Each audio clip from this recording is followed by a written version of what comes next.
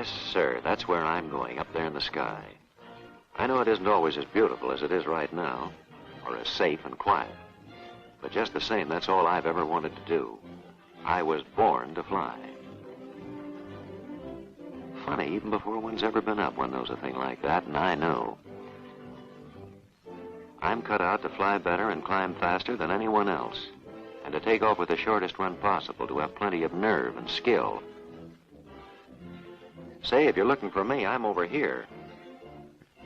No, further over this way. Right there, that's me.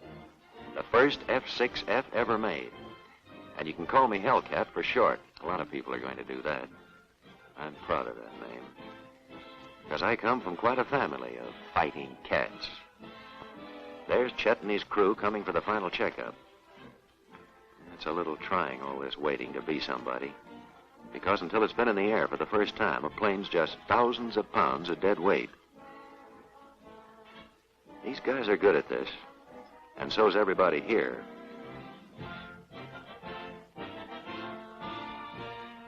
You can tell I'm from Grumman in a lot of ways. Here's one. Square wingtips, they've got definite advantages. The closer you come to stalling, the deader your wing gets, starting on the inside and creeping out. So with the aileron reaching out almost to the end, it means your pilot has aileron control to the last second, plus the advantage of the longer flaps. Lots of hard work research proved the efficiency of this airfoil. Then the skin is wrapped around you like this, thus saving a lot of building time.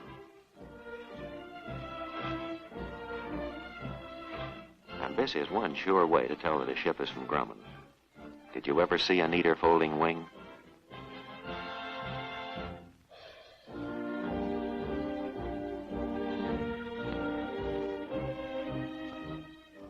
It's a little undignified being treated like this, but if a guy should forget some of his tools, now's the time to find out.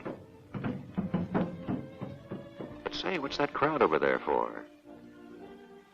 It's him, Connie. And along with him comes the big moment. This is what I've been waiting for.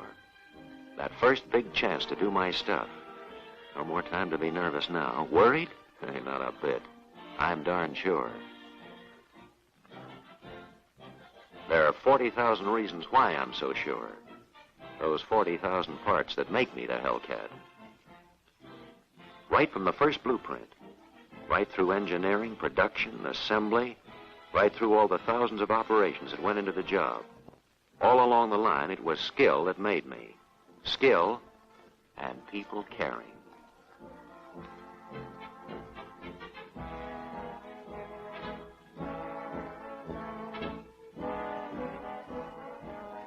So no wonder I'm sure and proud, because I know that story. And who would know it better? It all began a while ago on an envelope. Roy Grumman, the boss himself, was at the controls. Back in the summer of '41, he and Jake Swerble were putting their heads together. Jake had just returned from the Pacific, where he talked with pilots who were already in Grumman Wildcats. So right from the beginning, the engineers began to design a pilot ship. And Jake got the plant managers together. They came from plants 2, 3, 4.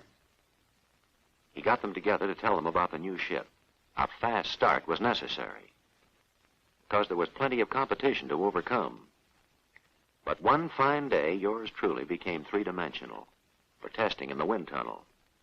One look, and you can see there wasn't much trouble there. Then the real work began. It was easy listening to the pilots who knew, but it was a tough job designing all their hopes and prayers into a ship. Here in engineering, they had plenty of voices in their ears, like that of Commander Butch O'Hare, who said, "Give us something that will go upstairs faster." So they designed a motor mount to harness 2,000 horsepower, enough to pull a half-mile-long freight train, or words like, a ship that comes in slower. So your wing flaps were of a new design. Find one that will sit down anywhere. So a new wide-tread Husky landing gear was designed and tested. More ammunition and more firepower. So you've got hundreds of rounds of highly concentrated wallop packed into each wing. What we need is a ship that can take it, a ship that's built to fight and come back. So Roy, thinking about all these things one day, suddenly knew what to name you. The Hellcat, because that's what he wanted you to be.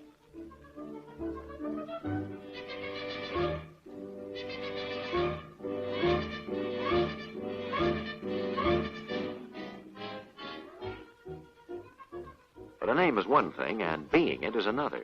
There were still plenty of things to be decided. Aerodynamics says this is the shape. Structure says here it's the bracing. Ordnance says these are the guns. But you can't have that brace there. That's where the guns have to be. Then you can't have that shape because you can't brace it. You can have this, but you can't have that. You want the ship to fly, don't you? Out of 1,000 do's and don'ts, out of juggling, out of heads and hands, out of experience and skill and painstaking detail, you became an airplane, on paper. No admittance. They meant it, too. And they still do. That place is a military secret. Few are allowed through that door. The Navy, of course, and a handful of people from the plant. Things never seen before are made in there. Because that's where Hellcat number 1 was born. The shift came out.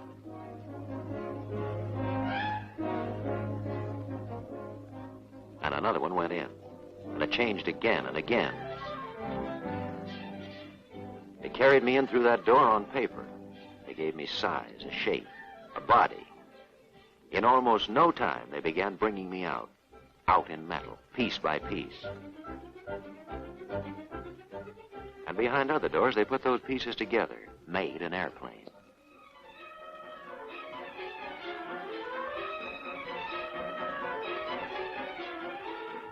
Then out I crept, new, untried.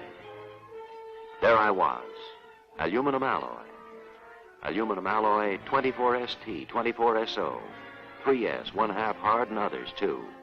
Copper, brass, magnesium, stainless steel, chromoly, neoprene, plexiglass, plastics, fabric, pheno, and asbestos. There I was, Hellcat number 1, and they were looking at me, looking with hope, but not indulgence. Hellcat number 1, 11,000 pounds of me, ready to try my wings. And now today's the big day. That's why I'm excited.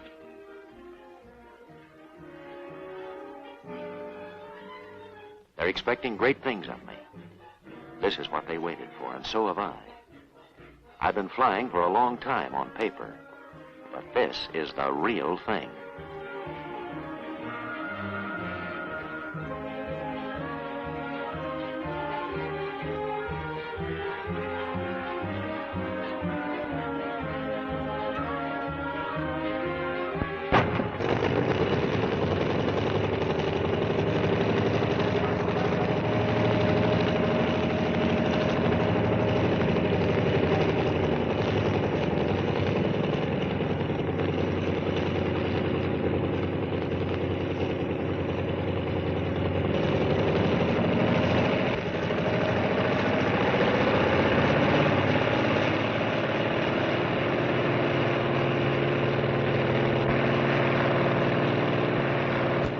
Ready at last to prove that you are somebody.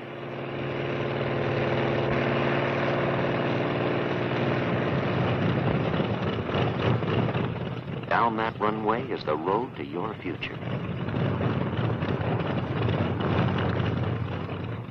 You wait for the word. Flight 4, this is Grumman Tower. You are cleared for takeoff.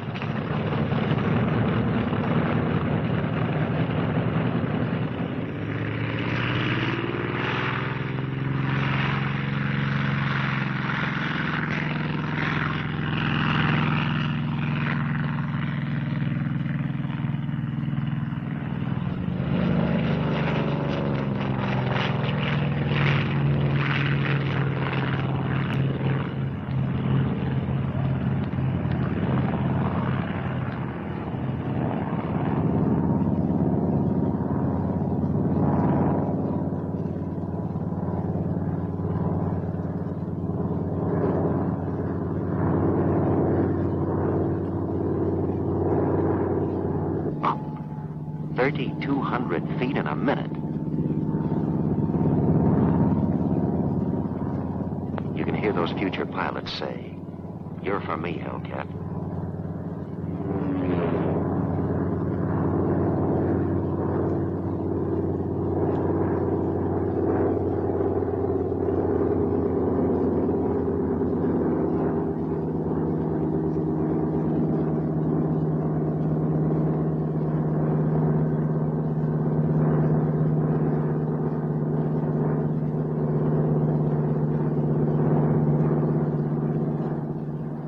Pleased? Well, he ought to be, and you know he is. Makes you feel good. But there isn't much chance to get your breath.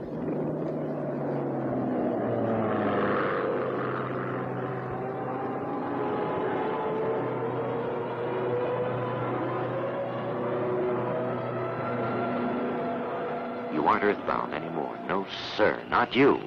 Then you hear a voice. God bless Grumman. They've sure given us something that'll go upstairs faster. And you find those stairs are pretty high, some 40,000 feet.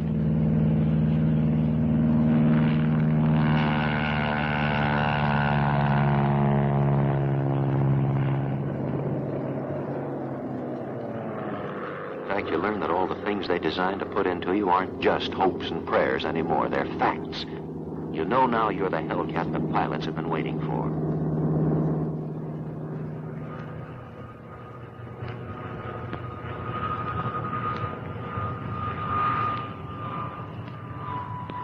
You don't mind touching the earth again, because now you know what you can do. Suddenly you understand what this means. The name Grumman on a plane has the same meaning to the Navy that the word sterling has on silver. You're proud of it, and so are they. You've proved yourself. You know you're all they ever hoped for. That was the end of Chapter 1, and just the beginning of a whole lot more. Now it's a different story. Now Hellcats come from hundreds of places, like photo template, for instance. There the patterns for many pieces are drawn actual size on metal like a blueprint. Then the camera's wheeled into place and the negatives made. There's got to be precision here. But these ships are made with exactness. They can't be a hair out in size.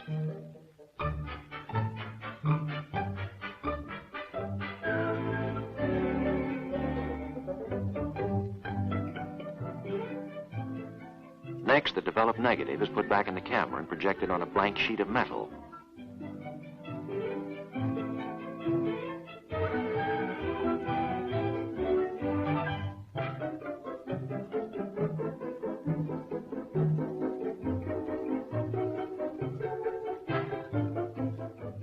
Then Bill checks with the original. Okay, sharp and exact, and ready to become a master template. There are hundreds of these templates here already cut and mounted, each one numbered, each one the pattern for a different part.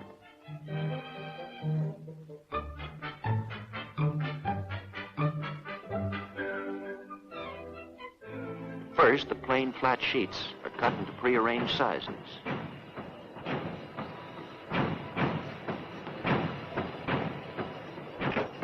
Some of the sheets go to Fred, who punches out diamond gussets.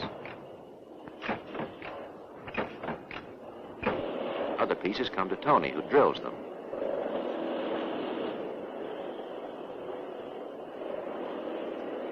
Or Morris or Bill, who do the same. But every hole is in the right place because the templates guide them. In the router room, other parts are cut with speed and precision by men like John.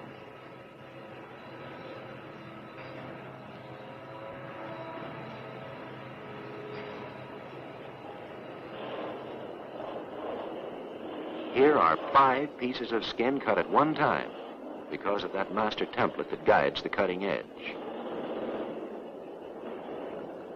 After they're cut, the pieces are rough and have to be burred.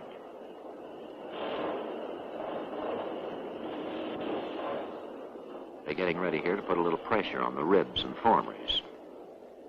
There's very little of the Hellcat that's flat, and this hydraulic press can turn out almost any shape, because it has rubber above, and that's where the pressure comes from.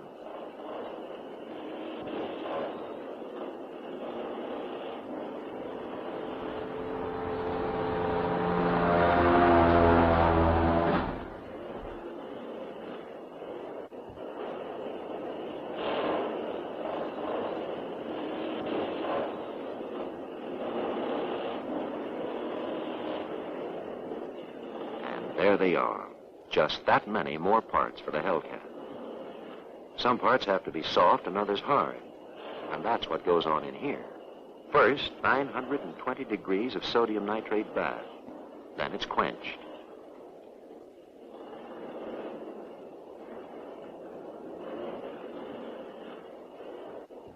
All this shoving around hasn't made the new parts any cleaner. So here's the beauty specialist, even if it's called degreasing. Trichloroethylene certainly does the job. And then there's anodizing. That puts a protective coating that prevents corrosion around salt water.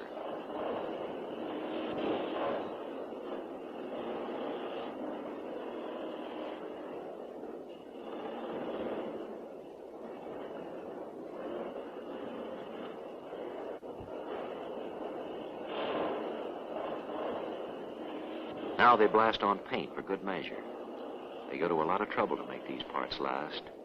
Diamond gussets, filler neck caps, and handles to control the cowl flaps, and the oil cooler shutter. But it's not all aluminum and chrome. There's plexiglass. First, it's heated to make it soft, and then it can be pressed into almost any shape quickly.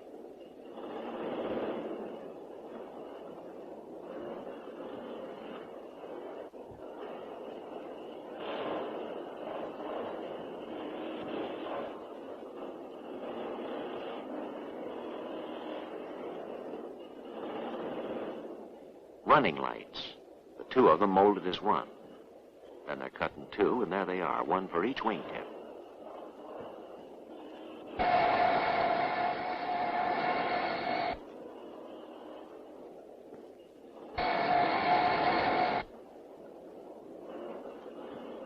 Of course, there's more plexiglass for the pilot's convenience and safety. There's copper, too. Each one of those lines is an important part. They're carefully bent to fit right.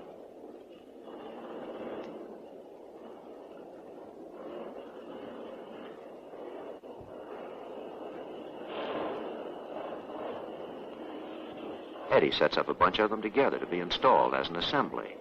That saves a lot of awkward crawling around inside when they're installed.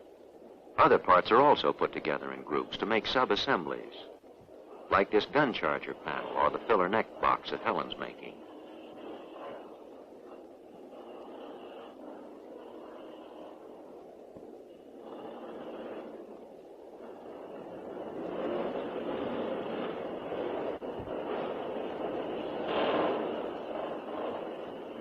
For engine cowling, landing gear struts.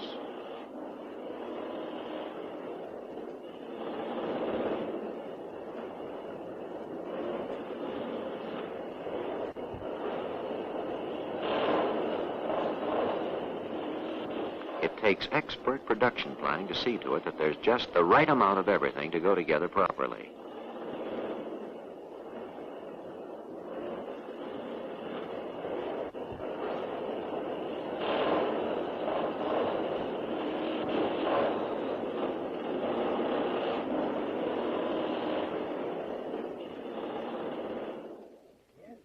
Here comes lunch.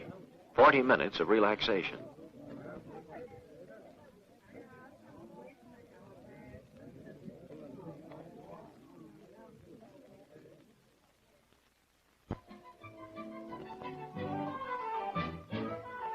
But what's this? Well, it seems there's more to lunch than eating. Yes, a whole lot more. Hard play encourages hard work and helps to develop the keen Grumman spirit of competition.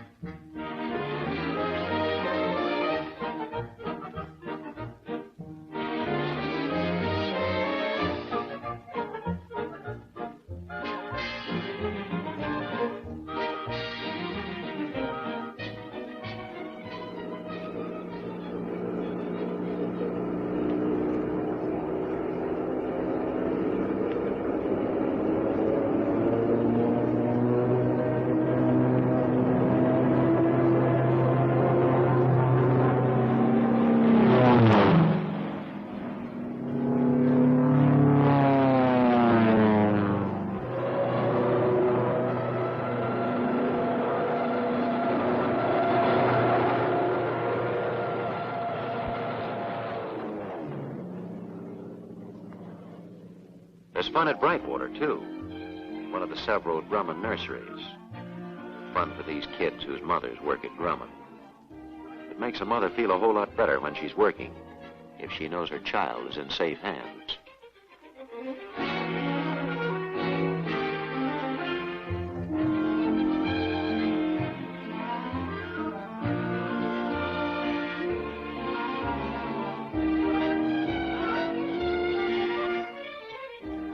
Back at the plant, there's been time for quite a little fun before the other lunch shift. As one shift relaxes, another carries on the important work of Grumman at war.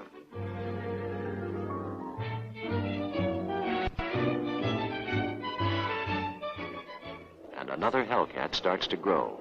Not much of a start, to be sure, but those 40,000 parts begin to come together. Each one designed, numbered, fitted into its exact place. Each one is important. But now and then there's one that has to be double-checked. The arresting hook, for instance. A pilot must know his arresting hook is going to hold when he comes in for a carrier landing. So there's a special department where endless checking and testing, accepting and rejecting goes on.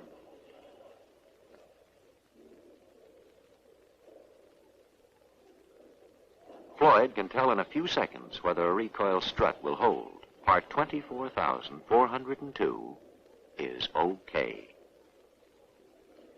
Now the planes are growing in sections, whole flocks of them, all at the same time.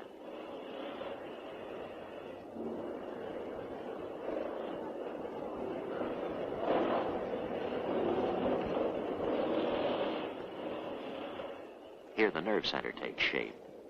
As delicate and complicated a piece of mechanism as could be imagined. It's hard to say which valve is most important, but this one sure does a lot of vital jobs. It controls the landing gear, the wing lock, wing flaps, air cooler, intercooler, and gun charger. So Walter has quite a weight on his shoulders, and so has the valve, about 1,500 pounds. Leak?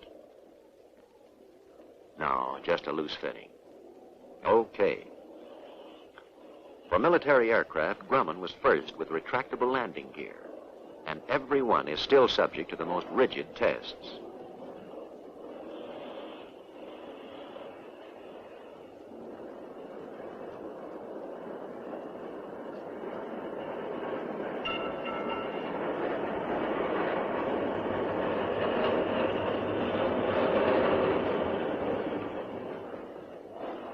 Charlie and George keep an eye on the motors. There are 2,000 flying horses in each stall, and it takes tough bolts to keep them from parting company with the rest of the ship.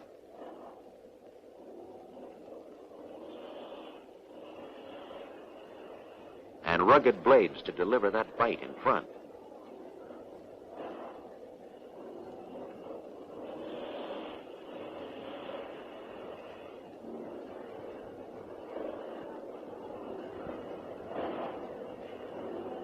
Coming along now, 100 of them, side by side.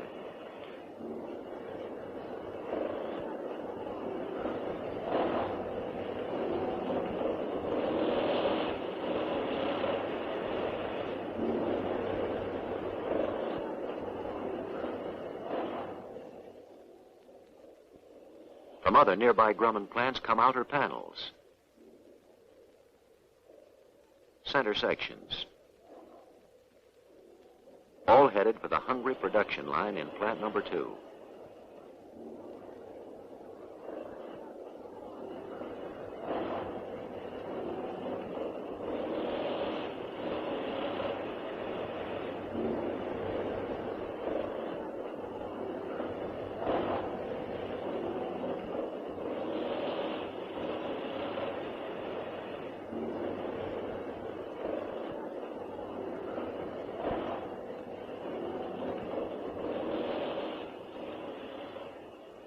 Part 24,002 is added, and another 4,000 expert jobs come together.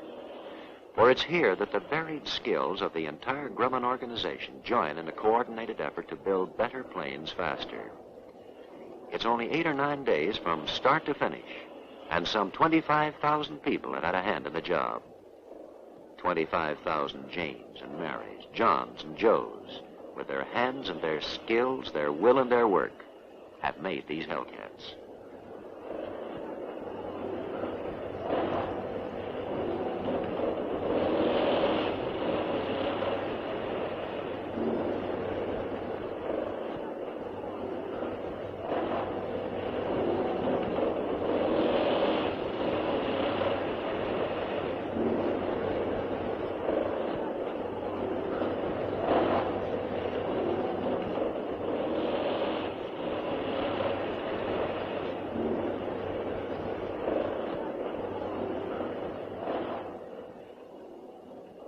protection and camouflage as a final coat of paint.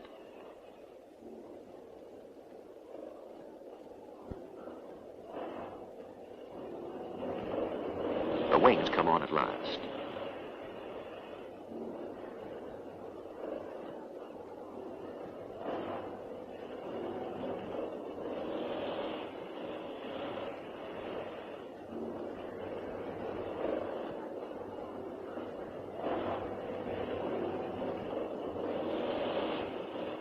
Part 25,923, the wing hinge bolt. That's another one of those parts that's double-checked. 2,300 amps of magnetic current are shot through it to show up the slightest flaw.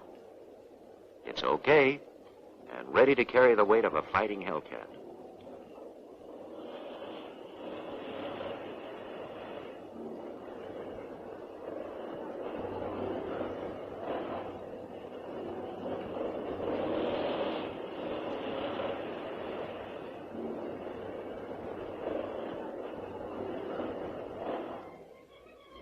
So another one is set for the final test, the one in the air. Complete as it is, no ship can live without spare parts. This platform is the service lifeline, 2 million pounds a month. Some coming, but most of it going wherever Grumman aircraft is doing a job.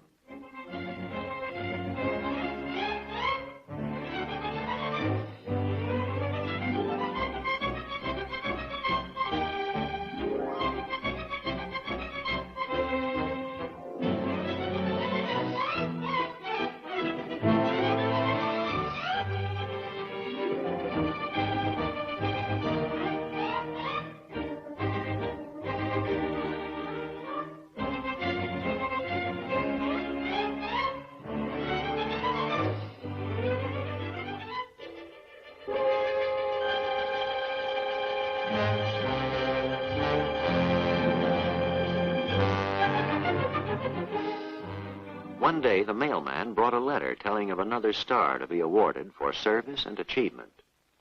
There had been other stars, such as those awarded for the production of the famous TBF, the Avenger.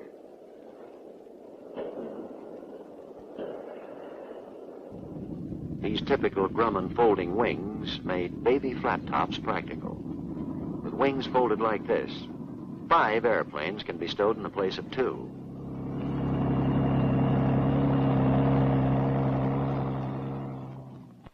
But this was a very special star, the one rewarding the building of the Hellcat.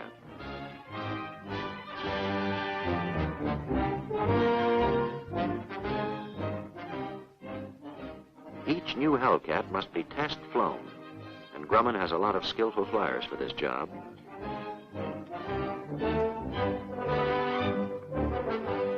So an okay from one of them means a ship's ready for the Navy.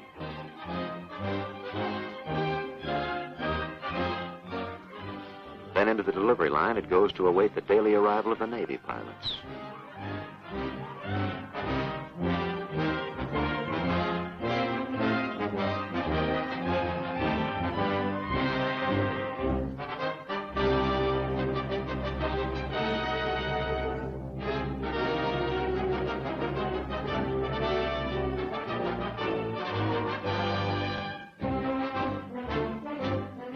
Here they come.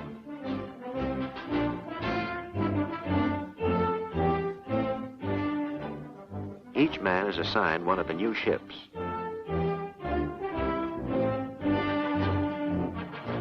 And the scooter speeds him out to his new charge.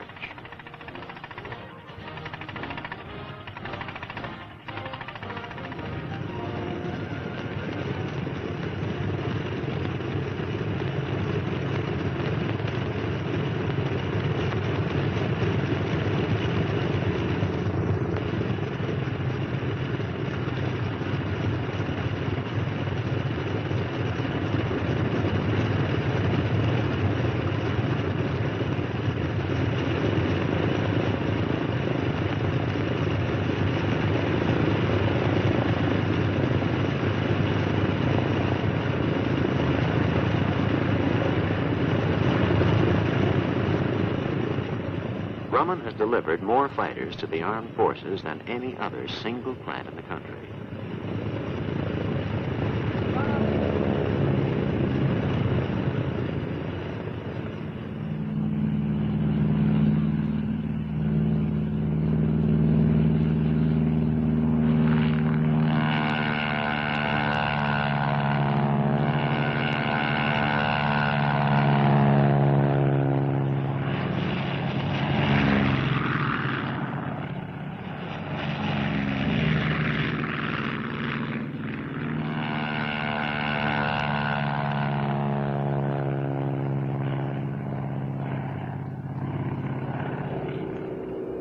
At last, they are on their way.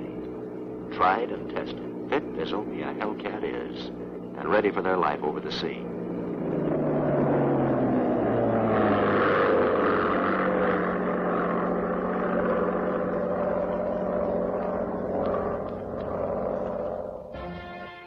And now, in many secret, faraway places, their real life begins.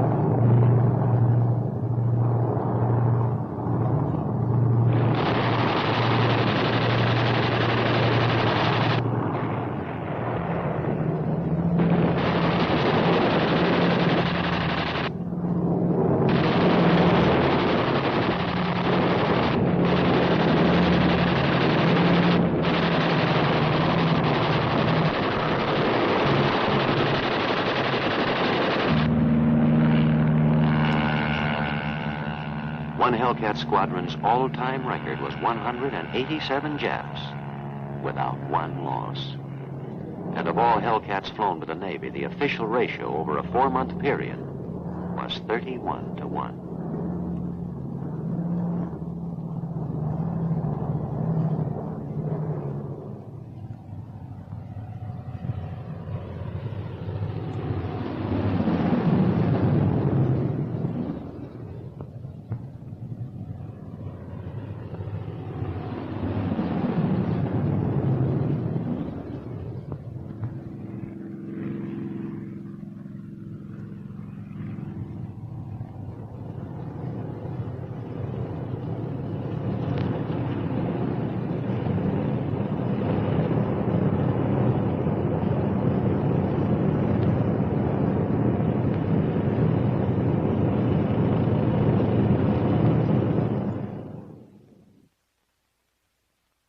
Back safe and sound from the mission, and your thoughts sometime turn homeward. To those buildings at Bethpage, to those minds and hearts and hands that made you. You think back on all those people who were always with you, wherever you were. Those people who gave you your being. And yes, you think back on Experimental, those doors you came through not so long ago. And there she is, the Tiger Cat. A bigger and newer one of your breed. A new generation just born that day. And what a ship. Powered to fly and fight like nothing else in the sky.